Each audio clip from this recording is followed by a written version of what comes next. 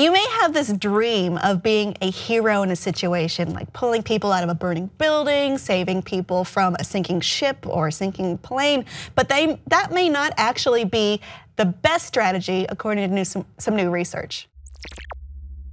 So there is a new study out by Ashuto Higo, a civil engineer who has been researching the problem of evacuation in an emergency and survivability as well. He presented the paper with something called, is it pronounced the Vitae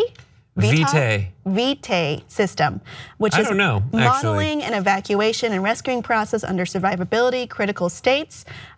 Generally, it describes the likelihood of survival in a specific situation with different factors in it. So there's 3 factors in the system. 1, how bad is it in general? 2, what is your stamina? How long can you wait it out? And 3, what's your conviviality, which is how well can you deal with the other people around you? And how can you communicate with other survivors, rescuers, the environment itself? Yeah, and the conclusion is? Well, those are the metrics, right? Right. So what there are is there's 3 different methods that you would use in a situation like this. So number 1, total selfishness. Get out of my help way. Yourself. You push children and babies. Just stepping on babies, throwing babies at the problem. Using the force from throwing a baby back to propel you forward. Completely selfish. Lighting babies on fire. I don't think that was Fireball studied. Babies. Irene, I think that makes your own survivability lower because you're wasting your time. If it's a flood, taking a water bottle and pouring it out into the flood to drown people behind you. And also peeing in the water. Peeing, yeah. Okay, that's the first method. Number 2 is shorthand peeing. Peeing, sure, or the George Costanza method. That's what it's called. Which is completely selfish in every way. No one helps anyone. The next is a group strategy where everybody helps each other get out at once.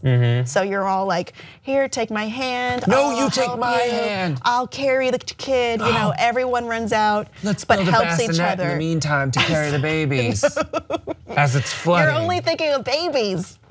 I'm just using them as a control. The third method is the rope method, which is you save yourself first, but then ostensibly throw a rope back to help whoever, which sounds like what is recommended on planes for when the breathing tubes come down. Yes. To put yours on, then put on the child's.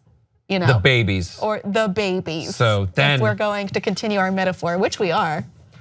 Yes, so yeah. And that one works the best. So that's the one to do. That is the strategy that won in this research handily. I was gonna say hand over fist, but I forgot the words. So more lives were saved overall if you use the third one. So given a worst case disaster warning period where evacuation starts 12 or more minutes after the start of, let's say, a flood, which was used as the model in this research, over 80% of evacuees fail given strategy number 2, the group strategy. Right, where it's like, oh, everyone help each other, let's all be heroes, that's bad. A lot of you are going to die that way.